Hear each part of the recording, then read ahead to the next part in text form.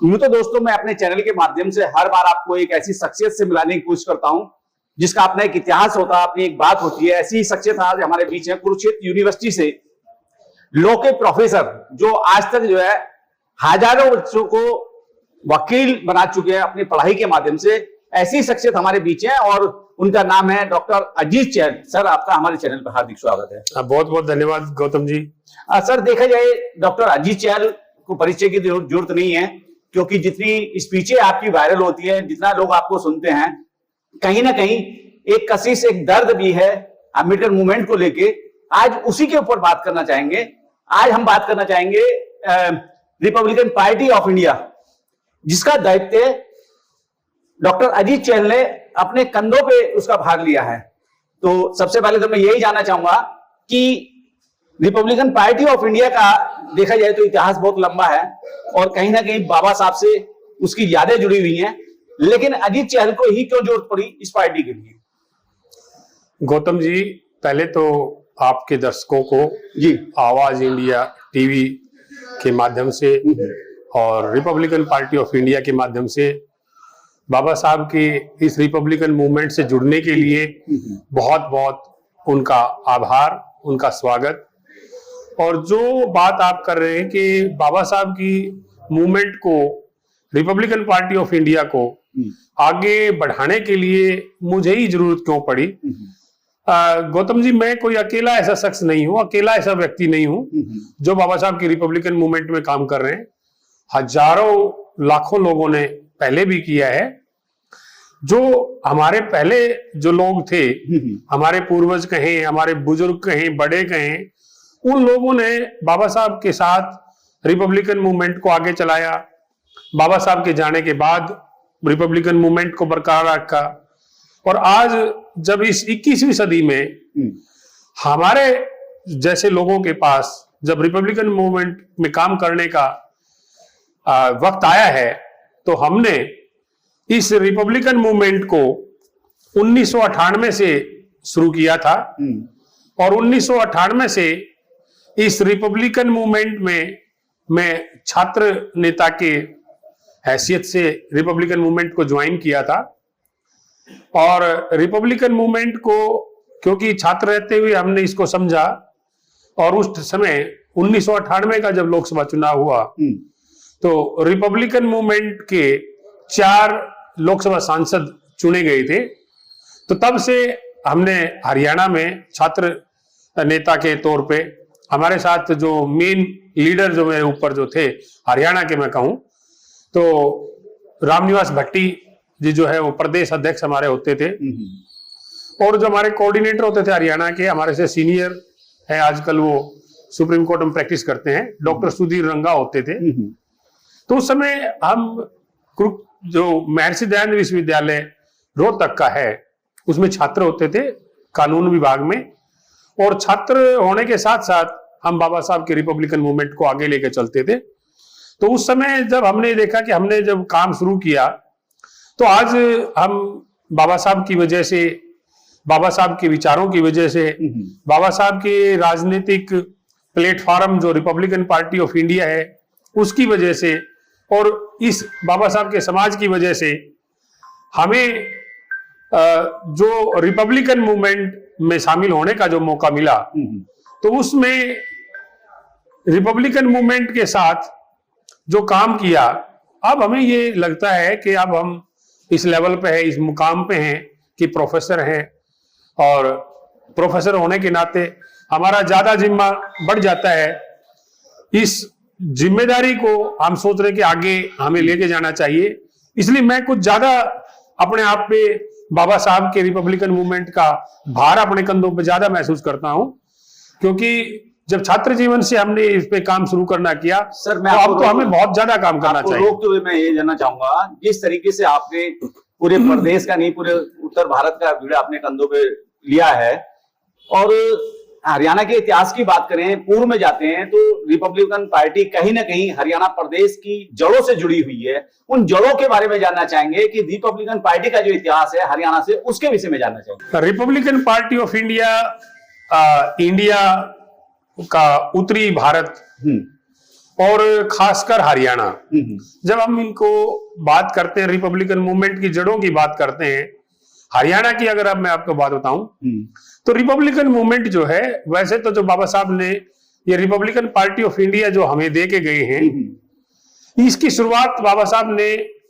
1936 में की थी, 15 अगस्त 1936 में। और उस समय इसका नाम था स्वतंत्र मजदूर पार्टी, इंडिपेंडेंट लेबर पार्टी के नाम से।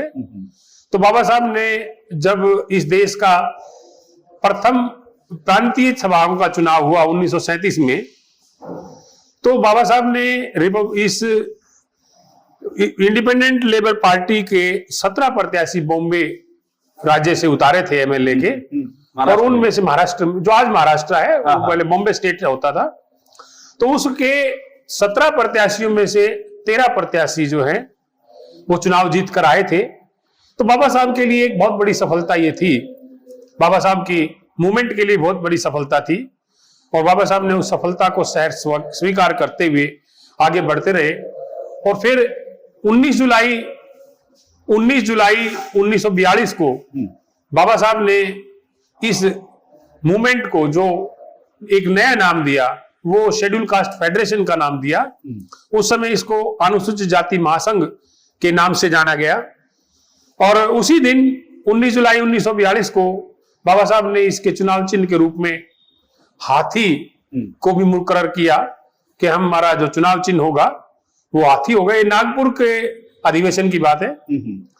उसके बाद बाबा साहब भारत के संविधान निर्माण की प्रक्रिया में शामिल हुए, संविधान बना।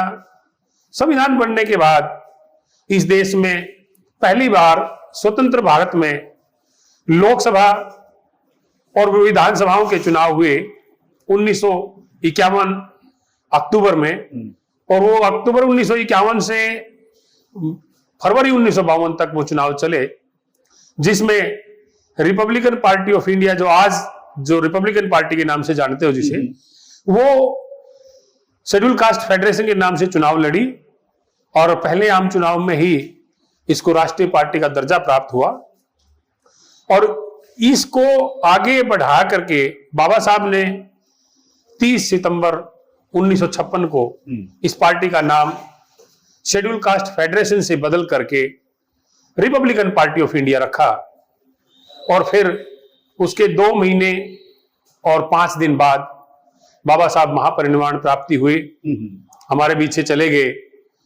उसके बाद बाबा साहब के जो साथी थे, अनुयायी जो थे, उन्होंने 1 अक्टूबर 1957 को मीटिंग की, और मीटिंग करने के बाद में 3 अक्टूबर 1957 को संगठन का ढांचा तैयार किया। और उसको क्योंकि पहले ये अनुसूचित जाति महासंघ के नाम से जानी जाती थी, तो उसको रिपब्लिकन पार्टी ऑफ इंडिया के नाम से उसको री रजिस्ट्रेशन कराया, पुनः पंजीकरण कराया भारत के चुनाव आयोग से। और फिर जो है ना, ये रिपब्लिकन पार्टी ऑफ इंडिया के रूप में आज जो रिपब्लिकन मूवमेंट है आप सबके सामने है, इसने काम किया। ये बात अलग है कि कभी मूवमेंट ज्यादा अच्छी चली, कभी रुक सी गई, लेकिन रिपब्लिकन मूवमेंट कभी टूटी नहीं, बंद नहीं हुई, चलती रही। हरियाणा की बात करें तो हरियाणा का जो गहरा नाता है रिपब्लिकन पार्टी का, कितने सांसद या विधायक यहाँ से चुने गए, क्या इतिहास है इसका? देखिए, हरियाणा को आप देखेंगे तो हरियाणा जो जन्म हुआ हरियाणा का, वो 1 नवंबर 1966 को जन्म हुआ है जी। और उससे पहले ये पंजाब का हिस्सा था, जो ज्वाइंट पंजाब था, संयुक्त पंजाब जो था, उसमें जब बाबा साहब ने पंजाब स्टेट में चुनावी दौरा किया 1951 में, 27 अक्टूबर 1951 को बाबा साहब जालंधर में चुनावी रैली को संबोधन करने के लिए आए। 28 अक्टूबर 1951 को बाबा साहब ने लुधियाना में एक चुनाव रैली संबोधित की, और 29 अक्टूबर 1951 में बाबा साहब ने पटियाला में एक चुनावी रैली की। ये सारी जो तीनों रैलियां जो थी, इससे आपका पूरा उत्तरी भारत, जम्मू कश्मीर, पंजाब जो आज है, आपका हिमाचल प्रदेश, आपका उत्तराखंड का हिस्सा, हरियाणा और पंजाब, इस सारे एरिए में बाबा साहब ने एक वो रक्त संचार का प्रवाह कर दिया रिपब्लिकन मूवमेंट का, जो शेड्यूल कास्ट फेडरेशन के नाम से थी, कि उसके बाद में बहुत अच्छे अच्छे रिजल्ट आए, और वो जो रिजल्ट आए रिपब्लिकन पार्टी ऑफ इंडिया के नाम से या शेड्यूल कास्ट फेडरेशन के नाम से, वो हरियाणा भी उनसे अछूता नहीं रहा। तो हरियाणा में भी एक सफल राजनीतिक पार्टी के रूप में रिपब्लिकन पार्टी ऑफ इंडिया रही है, उसमें एमएलए बने हरियाणा में। इस पर भी जनाब के साथ बताएंगे चर्चा विशेष में। तो क्या लगता है इस समय जो तमाम राजनीतिक पार्टियां जो है हरियाणा में पैर पसार चुकी हैं, पूरी शिद्दत से काम कर रही हैं, वहीं रिपब्लिकन पार्टी ऑफ इंडिया भी जो है उसी मैदान में है, तो क्या लगता है कि जो बंजर जमीन हो गई थी उसको फिर उपजाऊ बनाया जा रहा है अजीत चहल जी के माध्यम से, कहां तक कामयाब हो पाएंगे आप जो है? देखिए, हरियाणा में रिपब्लिकन पार्टी ऑफ इंडिया और ये बंजर जमीन, ये कह सकते हैं कि कुछ समय काम रुक गया था रिपब्लिकन मूवमेंट का, और खाली मैं अजीत चहल अकेला व्यक्ति नहीं हूं ऐसा, और भी रिपब्लिकन मूवमेंट के पुराने साथी हैं, हम सबको इकट्ठा कर रहे हैं। अब मैं इत्तेफाक से बाबा साहब की पार्टी में जुड़ा आज से 27 साल पहले 1998 में, तो आप ये कह सकते हैं कि मैं एक ऐसा प्रोफेशन मुझे मिल गया कानून का, जिसमें मुझे चीजों को ज्यादा जानने की, ज्यादा समझने की, और उनको लोगों को मिलाने, बताने की मुझे ज्यादा मौका मिला। अन्यथा मेरे से और भी ज्यादा बुजुर्ग भी रहे हैं, और भी आज भी हरियाणा में रिपब्लिकन मूवमेंट के वो साथी हैं जिन्होंने रिपब्लिकन पार्टी ऑफ इंडिया को अपने कंधों पर बाबा साहब का दिया हुआ दायित्व समझ करके रिपब्लिकन पार्टी ऑफ इंडिया को चलाया हरियाणा में। और मैं अगर कहूं कि 2000 से पहले उन लोगों ने, हमारे बुजुर्गों ने इस रिपब्लिकन पार्टी ऑफ इंडिया की मूवमेंट के माध्यम से हरियाणा में 7 एमएलए बनाए, और एक एमएलए जो है वो, जब हम रिपब्लिकन पार्टी ऑफ इंडिया में प्रदेश महासचिव थे उस समय, बिल्कुल आप 21वीं सदी की अगर हम बात करें तो 2000 में वो एमएलए बने, चौधरी कर्ण सिंह दलाल। पलवल जो है ये फरीदाबाद से लगता हुआ विधानसभा क्षेत्र है, तो वहां से चौधरी कर्ण सिंह दलाल बने। तो 8वां एमएलए अगर आप कहें, तो 8वां एमएलए जब बना तो हम रिपब्लिकन मूवमेंट में प्रदेश कार्यकारिणी में प्रदेश महासचिव के तौर पे काम करते थे। तो हरियाणा में जो जमीन है रिपब्लिकन पार्टी ऑफ इंडिया के लिए बहुत उपजाऊ जमीन है, और इसके परिणाम हरियाणा ने देखे हैं। जब हरियाणा 1 नवंबर 1966 को बना, उससे पहले भी जो हरियाणा का जो क्षेत्र था उसमें जो है ना 5 एमएलए, जब संयुक्त पंजाब के नाम से विधानसभा थी तो 5 एमएलए बने थे, जिसमें 4 एमएलए पूर्णतया हरियाणा के इस क्षेत्र के थे। तो 4 एमएलए जो थे उनमें आप देख सकते हैं कि ये आज जो जींद जिला है, जींद जिले में एक गांव है, बड़ा चर्चित गांव है, और उस गांव का नाम है डूमर खां कला।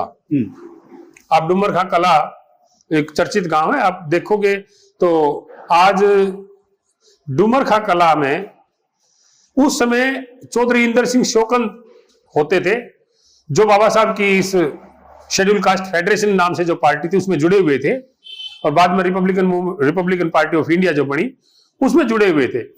चौधरी इंदर सिंह शोकंद पहले व्यक्ति थे हरियाणा से जिन्होंने 1957 में हरियाणा विधानसभा का चुनाव, जो पंजाब विधानसभा के नाम से हुआ था, क्योंकि हरियाणा तो 1 नवंबर 1966 के बाद नाम पड़ा, लेकिन ये पंजाब विधानसभा का चुनाव था 1957 का। तो उस समय जो है चौधरी इंदर सिंह शोकंद जो है डूमर खां कला गांव से, वो हमारा जो हरियाणा में क्या है कि जाट समाज बड़ा बाहुल्य उसमें है, बड़ा आप ये कह सकते हैं कि भाई जाट समाज का एक परचम हरियाणा में है। तो उसी जाट समाज से आते हैं चौधरी इंदर सिंह शोकंद। वो पहली बार एमएलए जो बने तो बाबा साहब की शेड्यूल कास्ट फेडरेशन से बने, जिसका आज नाम रिपब्लिकन पार्टी ऑफ इंडिया है। और उसके बाद में जो दूसरे एमएलए जो थे उनके साथ, वो उसी जींद विधानसभा से जो सुरक्षित जो एमएलए थे, वो उधर से ही एक गांव है जींद जिले का ही, नरवाना के नजदीक पड़ता है गांव दनौदा। दनौदा से चौधरी भलेराम माथुर जो हैं वो शेड्यूल कास्ट समाज से थे, वो एमएलए बने। और तीसरा जो है वहीं पुंडरी एक विधानसभा क्षेत्र है जो वहां लगता हुआ है। तो वो पुंडरी विधानसभा से जो है भाग सिंह आर्य, वो हरियाणा में रोड समाज, उत्तरी हरियाणा में काफी अच्छी सीटों पर काफी पकड़ है रोड समाज की। तो रोड समाज से थे भाग सिंह आर्य, तो वो भी एमएलए बने 1957 में शेड्यूल कास्ट फेडरेशन के, जिसका आज नाम रिपब्लिकन पार्टी ऑफ इंडिया है जी। और एक जो राजौंद विधानसभा थी, पहले राजौंद के बाद में जूंडला हो गई और जूंडला के बाद में असंध, आजकल असंध का एरिया है। तो राजौंद विधानसभा से भी बारूराम ढांडा जो वकील थे, चौधरी बारूराम ढांडा, और कैथल कोर्ट में वो प्रैक्टिस करते थे, वो एमएलए बने। तो उस समय ये 1957 की बात है गौतम जी। 4 एमएलए बाबा साहब की इस शेड्यूल कास्ट फेडरेशन, जिसको आज हम रिपब्लिकन पार्टी ऑफ इंडिया कहते हैं, वो 4 एमएलए दिए हैं उस समय। अभी देखा जाए हाल फिलहाल में गुरुग्राम की बात करें, फरीदाबाद की बात करें, जिंद की बात करें, या भिवानी की बात करें, या आज पानीपत की बात करें, तमाम हरियाणा के जो जिलों के अंदर जो है रिपब्लिकन पार्टी ऑफ इंडिया के कार्यकर्ता कमर कस के जो है तमाम होम मीटिंग ले रहे हैं, लोगों से डोर टू डोर जाके बात कर रहे हैं। आने वाला भविष्य क्या होगा? और मैं वही कह रहा हूं कि जो आने वाला भविष्य जो है, आज का जो कार्यक्रम जो पार्टी का हुआ है पानीपत जिले में, इस तरीके के जो कार्यक्रम हो रहे हैं, वो आने वाला भविष्य निर्धारित करेंगे। और उस भविष्य को कई बार क्या होता है कि वर्तमान में जो हम काम कर रहे हैं वो भविष्य में सुखद परिणामों के लिए कर रहे हैं। और जो आज हम वर्तमान में जो कार्यक्रम कर रहे हैं, वो हमारा जो इतिहास है रिपब्लिकन पार्टी ऑफ इंडिया का, हरियाणा का, उससे प्रेरणा लेके कर रहे हैं। जब रिपब्लिकन पार्टी ऑफ इंडिया, मैंने कहा कि भाई ये रिपब्लिकन पार्टी ऑफ इंडिया, बाबा साहब ने 30 सितंबर 1956 को इसका नामकरण किया रिपब्लिकन पार्टी ऑफ इंडिया का। तो उसका अगर आप रिजल्ट की बात देखें तो हरियाणा में 1967 में, क्योंकि हरियाणा जो अलग हुआ हमारे पंजाब से, तो 1 नवंबर 1966 को हुआ। 1 नवंबर 1966 को अलग होने के बाद में पहला आम चुनाव जो है हरियाणा विधानसभा के नाम से 1967 में हुआ। तो उस समय हमारे 2 एमएलए जो रिपब्लिकन पार्टी ऑफ इंडिया के नाम से जीते, और 2 बड़े चर्चित चेहरे रहे उस समय के। अब देखिए कि जो नरवाना विधानसभा है आज, वो सुरक्षित है, लेकिन 1967 में ये आरक्षित नहीं थी, जो जनरल सीट की थी। उस समय हरियाणा में एक जाट समाज से बहुत बड़ा चर्चित नाम आपको याद होगा, चौधरी शमशेर सिंह सुरजेवाला। अगर चौधरी शमशेर सिंह सुरजेवाला को जानना चाहो तो आज उनके बेटे जो हैं चौधरी रणदीप सिंह सुरजेवाला, वो कांग्रेस जो पार्टी है उसके राष्ट्रीय प्रवक्ता भी हैं, और मैं रिपब्लिकन पार्टी ऑफ इंडिया का राष्ट्रीय प्रवक्ता हूं। तो ये जो कांग्रेस पार्टी में वो हैं, फादर जो थे, उनके पिताजी जो थे, वो पहली बार एमएलए बने थे बाबा साहब की स्थापित की हुई इस रिपब्लिकन पार्टी ऑफ इंडिया से, और नरवाना से। तो एक तो वो एमएलए बने थे, दूसरे एमएलए और बने थे वो चौधरी राम प्रसाद। ये जो मुलाना हलका है, ये उत्तरी हरियाणा में आता है, अम्बाला जिले में। तो मुलाना हलके से चौधरी राम प्रसाद ये एमएलए बने थे रिपब्लिकन पार्टी ऑफ इंडिया से। ये 1967 जो है, जो विधानसभा का हरियाणा में पहला चुनाव हुआ था, उसमें 2 MLA Republican party of India के बने थे। तो ये, और उसके बाद में फिर 1968 में जब विधानसभा का दोबारा से चुनाव हुआ 1 साल के अंदर अंदर हरियाणा में, तो उस समय ये जो करनाल जिला है हरियाणा का, उत्तरी हरियाणा में लगता है, इसमें एक गांव है कुडलन। कुडलन के चौधरी बनवारी राम कुडलन जो है, वो 1951 में बाबा साहब के संपर्क में आए थे, और उस समय फौज से रिटायर होके आए थे। तो बाबा साहब ने उनको करनाल जिले का जिला अध्यक्ष नियुक्त किया था शेड्यूल कास्ट फेडरेशन का। उसके बाद में वो 1968 में जब उन्होंने इलेक्शन जीता, उस समय वो हरियाणा के रिपब्लिकन पार्टी ऑफ इंडिया के प्रदेश अध्यक्ष भी थे, और संभवतः उनका काम बहुत अच्छा था, इसलिए लोगों ने उनको विधायक की जीत दी। विधायक का जिताने के बाद में और उनको जो है ना एक नेतृत्व हरियाणा विधानसभा में रिपब्लिकन पार्टी ऑफ इंडिया का करने का मौका मिला। तो ये हमारा इतिहास है हरियाणा का।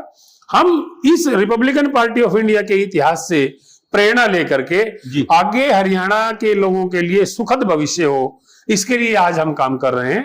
क्योंकि मैंने बताया था आपको अभी कि एक एमएलए हमने जब रिपब्लिकन पार्टी ऑफ इंडिया में प्रदेश महासचिव जब हम थे, हमारे साथियों ने मिलकर रिपब्लिकन पार्टी ऑफ इंडिया ने 2000 में भी एक एमएलए जिताया है।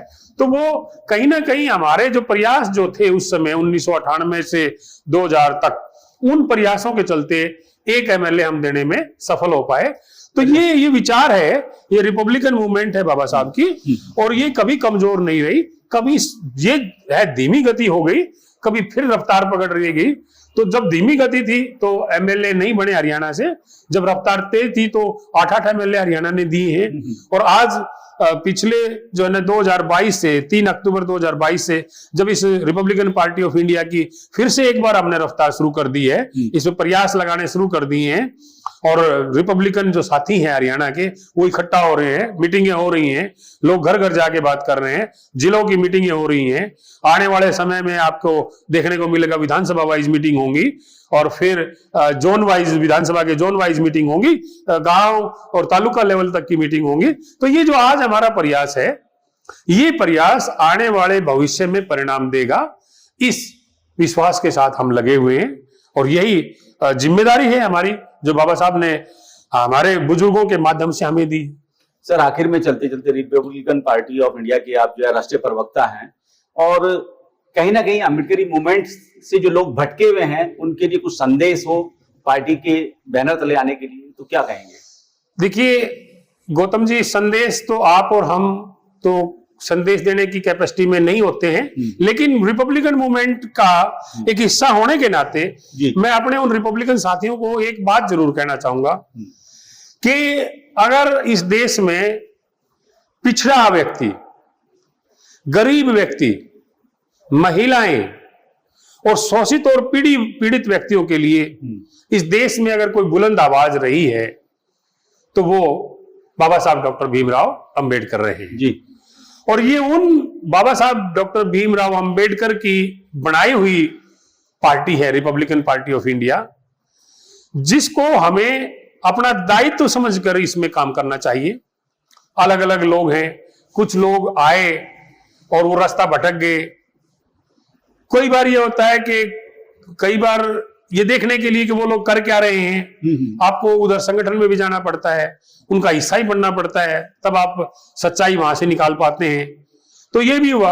और जो रिपब्लिकन मूवमेंट के साथी हैं, मेरा सबसे आग्रह है, नम्र निवेदन है कि बाबा साहब को, बाबा साहब के विचार को, बाबा साहब की रिपब्लिकन मूवमेंट को आगे बढ़ाने के लिए आइए एक बार फिर से एकजुट होकर के बाबा साहब डॉक्टर भीमराव अंबेडकर द्वारा बनाई हुई, स्थापित की हुई पार्टी, जो भारत में एकमात्र पार्टी है जिसको बाबा साहब अंबेडकर ने अपने हाथों से बनाया, उसमें एक बार फिर आइए इकट्ठे हो जाइए और इस सारी रिपब्लिकन मूवमेंट को वही रफ्तार दीजिए हरियाणा में जो 1957 से लेकर के 1968 तक का जो दौर था। ये आप मान के चलिए कि वो 1957 से और 1968 का जो 31 साल का जो दौर था, उन 31 सालों में 7 MLA Republican party of India के रिपब्लिकन कार्यकर्ताओं ने हरियाणा को दिए हैं, और 1 एमएलए हमने 2000 से 2005 तक दिया है। तो उसी मूवमेंट को, उसी मोमेंटम के साथ, उसी रफ्तार के साथ तेज गति देने के लिए मैं हरियाणा के सभी रिपब्लिकन साथियों को इस बात के लिए साथ लेना चाहता हूं, उनका सहयोग लेना चाहता हूं कि आइए एक बार फिर से रिपब्लिकन पार्टी ऑफ इंडिया बाबा साहब की पार्टी को हरियाणा में एक गति दें, और आने वाले अगले 2029 में अगर चुनाव होते हैं या उससे पहले कोई चुनाव आता है तो उसमें एक बाबा साहब की रिपब्लिकन पार्टी ऑफ इंडिया का सुखद परिणाम लोगों को देने के लिए, लोगों के आशा और विश्वास पे खरा उतरने के लिए आज से ही हम काम करें। और ऐसी आशा विश्वास है मुझे अपने रिपब्लिकन साथियों पे कि वो इकट्ठा होंगे और बहुत जल्दी हरियाणा में आपको रिपब्लिकन पार्टी ऑफ इंडिया की बड़ी बड़ी मीटिंगें आपको देखने को मिलेगी। अब आपने ये जिला लेवल पर पानीपत की जिला लेवल की कार्यक्रम आज आपने कवर किया है, और इसके बाद में जब जिस दिन आपको प्रदेश लेवल का कार्यक्रम होगा, आपके मीडिया के साथी आपके आके देखेंगे, तो तब आप अंदाजा लगा पाएंगे कि जो प्रयास आज हम कर रहे हैं वो कितना बड़ा प्रयास। चलिए सर, आपने अपना समय जो है हमारे चैनल के लिए दिया, निकाला, उसके लिए आपका बहुत बहुत धन्यवाद। गौतम जी, आपका टीवी चैनल, आवाज इंडिया टीवी चैनल, हम बहुत आभारी हैं आपके चैनल के, क्योंकि मुझे याद है कि 15 साल पहले लगभग जून 2015 में शायद आप जो है आए थे, और जून 2010-11 की बात है, जून 2010 में। उस समय भी आप इसी तरीके से रिपब्लिकन मूवमेंट के लिए, बाबा साहब के अम्बेडकरी मूवमेंट के लिए कुछ हमारे से वार्तालाप करके गए थे और आपने कार्यक्रम रिलीज किए थे। तो आपका जो आवाज इंडिया टीवी चैनल है, ये हमेशा ही रिपब्लिकन मूवमेंट के, अम्बेडकरी मूवमेंट के साथ रहा है। तो आपका लिए, इसके लिए दिल से बहुत बहुत धन्यवाद आप लोगों का कि आपका मीडिया हाउस जो है वो रिपब्लिकन मूवमेंट को, अम्बेडकरी मूवमेंट को एक गति देने में लगा हुआ है। इसलिए आपका विशेष तौर पर आभार।